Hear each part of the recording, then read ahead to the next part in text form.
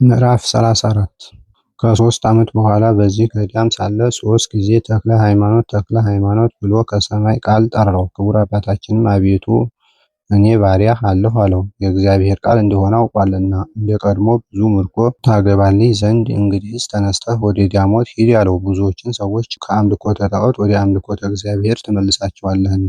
በዚህም ካለበት ቦታ በመንፈስ ቅዱስ በሚወለድ ልጅህ በታዲዮስ እጅ ታላቅ ገዳም ይሰራል። ከጥቂት ቀን በኋላ ወደ ቤትህ ትመለሳለህ።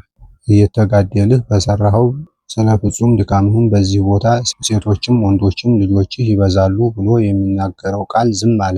መዋዕለ ጾሙን ከፈጸመ በኋላ አባታችን ተክለ ሃይማኖት ተመልሶ ወደ ሀገሩ ገብቶ የከተታ ሰዎችን ሁሉ ሰብስቦ እኔ ፈጣሪ ወዳዘዘኝ ቦታ እሄዳለሁና ባስተማርኳችሁ ትምህርት ክርስቶስን በማመን ጸንታችሁ ኑሩ። እርሱ ቢፈቅድልኝ ኋላ ወደ እናንተ እመለሳለሁ አላቸው። የአገሩ ሰዎችም ሁሉ አባታችን ለማን ጥለህን ትሄዳለህ? እኛ አዲስ አማኝ ነንና ከሃይማኖት ዝናብ ማን ያጠጣናል? ከሚያቃጥል ከቆላ ዋዕይ ውስጥ ነንና በነፍስ በስጋ የሚጠብቅ እንዳንተ ያለ አባት የት እናገኛለን? እያሉ አለቀሱ። አባታችን ተክለ ሃይማኖትም የፈጣሪን ትእዛዝ ላፈርስ ይቻለኛልን? ልቦናዬን ለምን ትሰብሩታላችሁ? እናንተስ እግዚአብሔርን በማምለክ ጸንታችሁ ኑሩ። እሱ የምትወዱትን ሁሉ ያደርግላችኋል። በእግዚአብሔር ላመነ ምንም አያጣምና አላቸው። በስሙም ያመነን ሰው ክፉ ነገር አያገኘውምና በመከራ ይፈትኑታል፣ ከመከራው ይድናል እንጂ። እግዚአብሔርን በአምልኮ ፈልጉት፣ ጸንታችሁ ትኖራላችሁ። ሁልጊዜ ገጸ ረድኤቱን ፈልጉ፣ በፍጹም ልቦናችሁ ውደዱት። በፍጹም ሰውነታችሁ እግዚአብሔርን እንዲህ እንደወደዳችሁ እናንተም እርስ በርሳችሁ ተፋቀሩ። እርስ በርሳችሁ በመዋደዳችሁ የክርስቶስ ወገኖች እንደሆናችሁ ሁሉ ያውቋችኋል። ጸብ፣ ክርክር ካላችሁ ግን ስራችሁ የቀና አይሆንም። ከእናንተ አንዱስ እንኳ ርኩሳን ለሚሆኑ ለጣዖት የሚሰግድ አይኑር። በእሳት የሚያሟርት መድኃኒት የሚቀምም የሚያስጠነቁል የሚያሟርት መድኃኒተኛ ሟርተኛ ሙት በመጥራት ሙት በማስነሳት ሙት በመጠየቅ ዲዳን ደንቆሮን በመጠየቅ ይህንን ሁሉ የሚሰራ ሰው በእግዚአብሔር ዘንድ ርኩስ ነውና አስቀድሜ ያስተማርኳችሁን ጠብቁ። የእግዚአብሔርን ሕግ ከመጠበቅ የሚጣፍጥ የሚጥም የለም፣ ስሙንም ከመጥራት የሚሻል የለምና ነገሬን ኋላ ታገኙታላችሁ አላቸው። በስጋ ብትለየን በመንፈስ አትለየን፣ በእግዚአብሔር ዘንድ መመኪያችን ነህና። ይህንን ብለው ጽኑ ለቅሶ እያለቀሱ ሸኝተው ሰደዱት። አባታችንም ጎዳናውን ይዞ ሄደ። ሲሄድም ለእጁ በትር ለእግሩ ጫማ አልያዘም። በዚያች ቀን ባደረባት ቦታ ጌታችን ኢየሱስ ክርስቶስ ታይቶ ተነጋገረው። ወዳጄ ተክለ ሃይማኖት እኔ ካንተ ጋር ስላለሁ በምትሄድበትም ሁሉ አትፍራው። የምትቀመጥበት የብርሃን ሰረገላ ይሁንህ። ወንጌልን እያስተማርክ ሕዝቡን በእኔ ስም አሳምን። ይህንንም ከነገረው በኋላ ከሱ ተሰወረ። ከዚያች ቀን ጀምሮ በሰረገላ ብርሃን እየተቀመጠ ይሄድ ጀመረ። ጌትነቱን የምትናገር ወንጌልን የሸዋን ክፍለ ሀገር ሁሉ እየዞረ አስተማረ። ወደ እነ ስድስቴ ወርዶ ዊፋት ወደምትባል ወደ ታላቅ ተራራ ደረሰ። ወደ ተራራው በወጣ ጊዜ በላዩ አጋንንት ሲደነፉ አገኛቸው። ድምፃቸውም ወደ ሰልፍ እንደሚገባ እንደ ፈረስ ኮቴ ነው። እንደ ውሻ እንደ ጉርድ ይጯጯሃሉ። አባታችን ተክለ ሃይማኖት ወደ እነርሱ እስኪደርስ ዝም አላቸው፣ ጊዜው መሽቶ ነበርና። የአገሩም ሰዎች ያመልኳቸው ይሰግዱላቸው ነበረ። ወደ እሱ በደረሱም ጊዜ በመስቀል አማተበባቸው። ሁሉም በነፋስ ፊት እንዳለ ጢስ በነው ጠፉ። ብፁዕ አባታችን ግን ሌሊቱን ሁሉ በጸሎት በምስጋና አደረ። በነጋም ጊዜ የአገሩ ሰዎች እንደ ልማዳቸው ልዩ ልዩ የሆነ ምግብና መጠጥ እንዲሁም ያርዱላቸው ዘንድ ላሞች ይዘው መጥተው ብፁዕ አባታችን ወዳለበት ወደ ተራራው ወጡ። ከዚያ በደረሱ ጊዜ ይሰግዱ ጀመረ። ብፁዕ አባታችንም እኒህ ሰዎች የሚያደርጉትን ያይ ዘንድ ተነሳና ለአጋንንት ሲሰግዱ አያቸው። በመንፈስ ቅዱስ ፍቅር እሳትነት ልቦናው ነደደ። በአራቱ ማዕዘን በመስቀል እያማተበ በስመ አብ ወወልድ ወመንፈስ ቅዱስ ብሎ አሰምቶ ተናገረ። እኒህም ሰዎች ግሩም ከሚሆን ከቃሉ ጩኸት የተነሳ ደንግጠው እንደ ድንጋይ ሆኑ። ብፁዕ አባታችንም ሰማይን ምድርን በሰማይም በምድርም ያለውን ሁሉ ለፈጠረ ለእግዚአብሔር መስገድ ትታችሁ ለርኩሳን አጋንንት ለምን ትሰግዳላችሁ? አላቸው። እነሱም በፍጹም ፍርሃት ደንግጠው አቤቱ ከሆነ ጀምሮ እንዲህ ያለ ስም የሰማንበት ጊዜ የለም አሉት። ብፁዕ አባታችንም ቀድሞስ ያለ እውቀት አደረጋችሁ፣ ዛሬ ግን እንዲያትጠፉ ለእግዚአብሔር ስገዱ። ለርኩሳን አጋንንት የሚሰዋ ሁሉ ከወገኑ ጋራ ፈጽሞ ይጠፋልና አላቸው። እንተወው ፈጣሪያችን ዝም ይለናልን? በዚህ ካልሰገድንለት ካልሰወንለት ወንዶችን ሴቶችንም ልጆቻችንን ይገልብናል፣ ገንዘባችንን ሁሉ ሀገራችንንም ያጠፋብናል። ስለዚህ እንገዛለታለን አሉት። አባታችን ተክለ ሃይማኖትም እኔ አየው ዘንድ ወዴት አለ አላቸው። በሌሊት ነው እንጂ ቀን አይታይም አሉት። ብፁዕ አባታችንም በእውነት በጨለማ ይታይ ይሆናል፣ ስራው ክፉ የሆነ ብርሃንን ይጠላል፣ ስራውም እንዳይገለጥበት ወደ ብርሃን አይመጣምና፣ ስራው በጎ የሆነ ግን ወደ ብርሃን ይመጣል፣ ስራውም ይገለጽለት ዘንድ ሁለንተናው ጨለማ እንደሆነ በዚህ እወቁት። ዳግመኛስ ወደ እናንተ የሚመጣበት ጊዜ በምን ታውቁታላችሁ አላቸው። እሳት ለብሶ በጅብ ተቀምጦ እንደ ክረምት ነጎድጓድ እያሰማ ይመጣል። በጅብ የተቀመጡ ብዙ ሰዎች በግራ በቀኝ ይከቡታል፣ ሁሉም ባፋቸው እሳት እያናፉ ይመጣሉ አሉት። ብፁዕ አባታችንም እንዲህ አላቸው፣ በእውነት ርኩስ ነው፣ ከፈረሶቹም እርሱ ይረክሳል። እስኪመሽ ድረስ እንጠብቀው፣ ያሸነፈኝ እንደሆነ እሰግድለታለሁ። እኔ ያሸነፍኩት እንደሆነ ለእኔ ፈጣሪ ትሰግዳላችሁን አላቸው።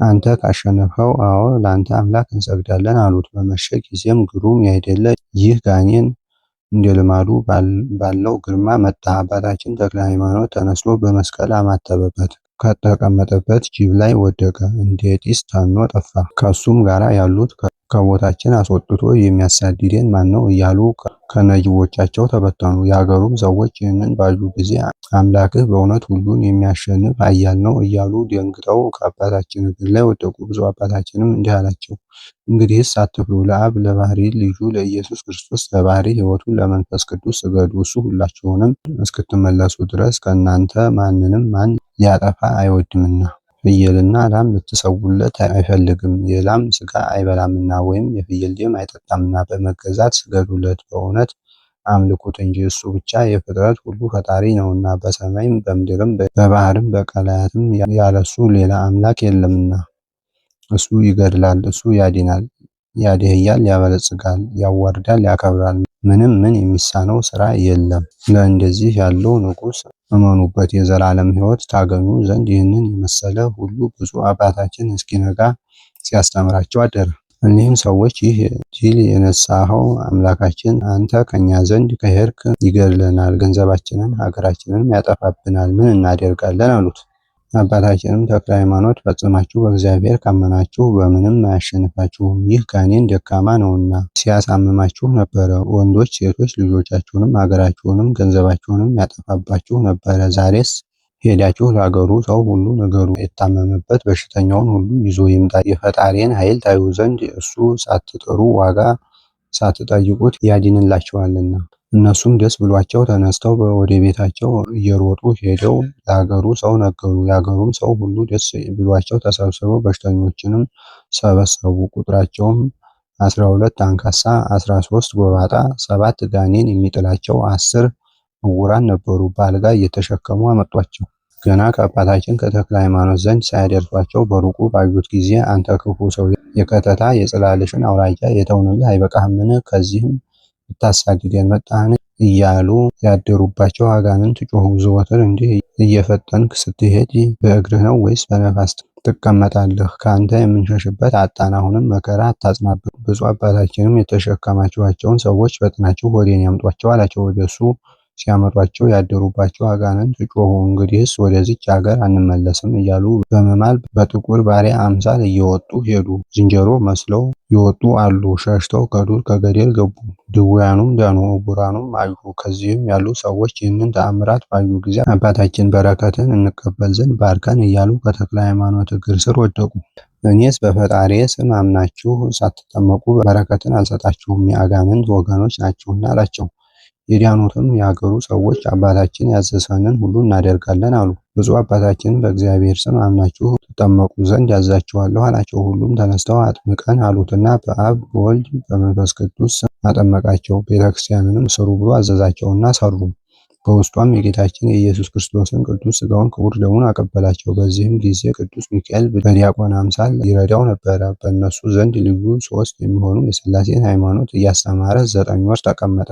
ከ9 ወር በኋላ ቅዱስ ሚካኤል ብፁዕ አባታችን እግዚአብሔር ያከበረ ተክለ ሃይማኖት ተነስ አለው።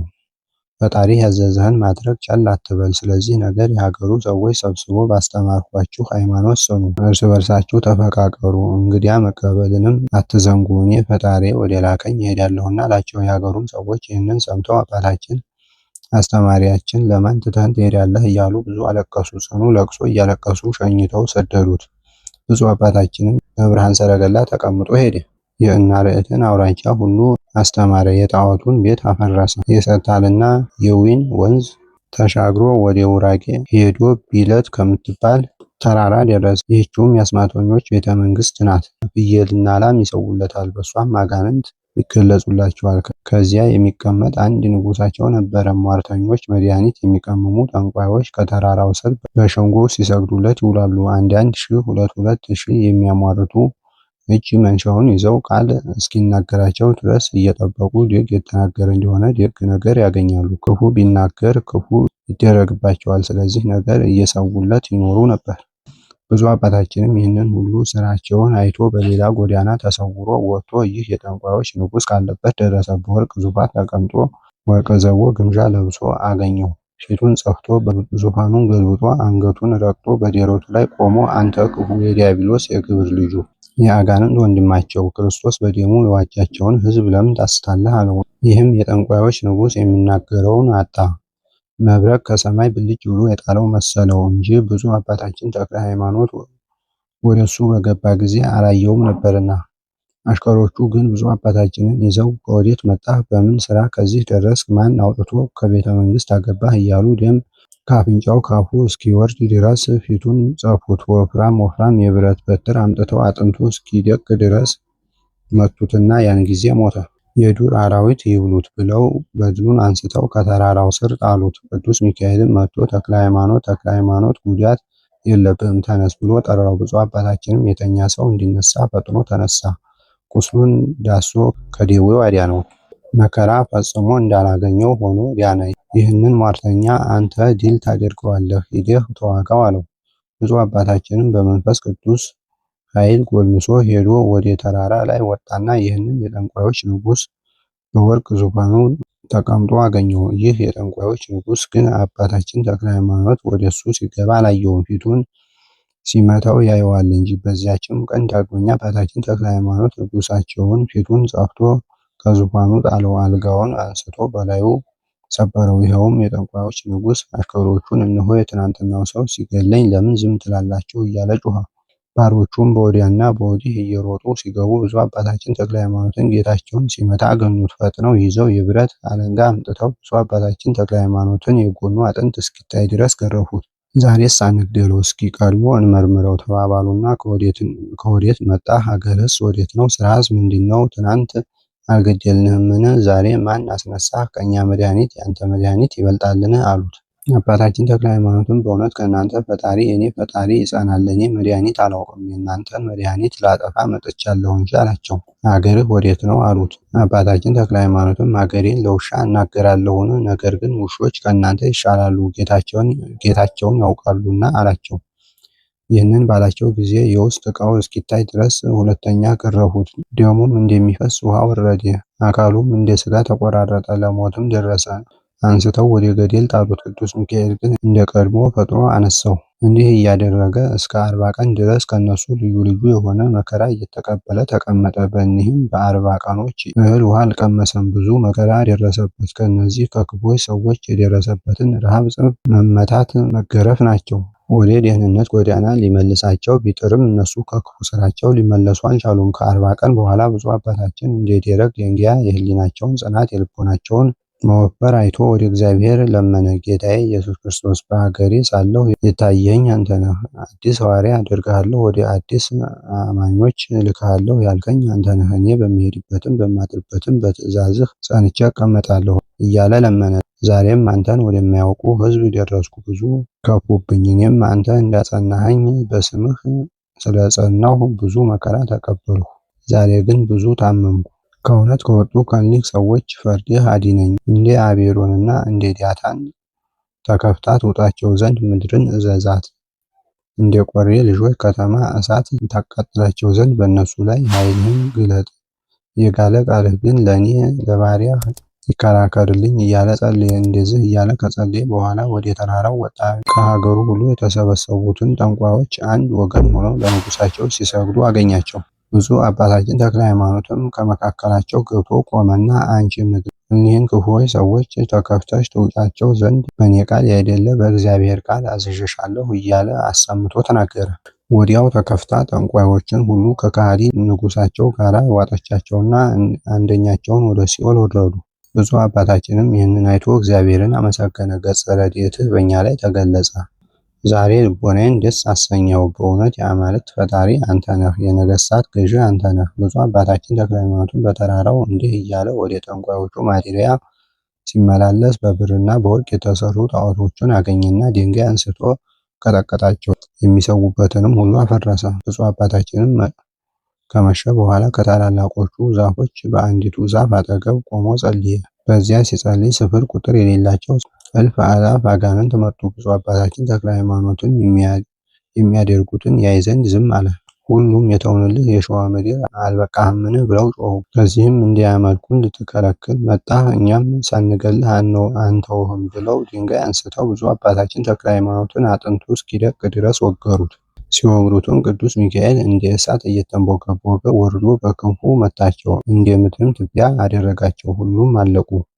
ቅዱስ ሚካኤልም ብፁዕ አባታችን ተክለ ሃይማኖትን አንስቶ ዳሰሰው። ከመከራውም ካዳነው በኋላ አጋንንት በመጡብህ ጊዜ በመስቀል አለማማተብህ ለምንድን ነው አለው። ብፁዕ አባታችንም ሥጋዬን ቢገድሉ ነፍሴን ለመግደል አይቻላቸውም፣ ምን ያደርጉኛል? ነገር ግን ከእኔ ጋር በመዋጋታቸው የምስጋና ጽዋዬን ስላበዙልኝ ደስ ይለኛል እንጂ አለው። ቅዱስ ሚካኤልም ወዳጄ ተክለ ሃይማኖት፣ ጠላትህ እየተዋጋ በሚመጣብህ ስራ ሁሉ ጸንተህ ተዋጋ፣ ጽና፣ በርታ፣ ብዙ ሰዎችን ከድንቁርና ወደ እውቀት ትመልሳቸዋለህና ብሎት ሄደ።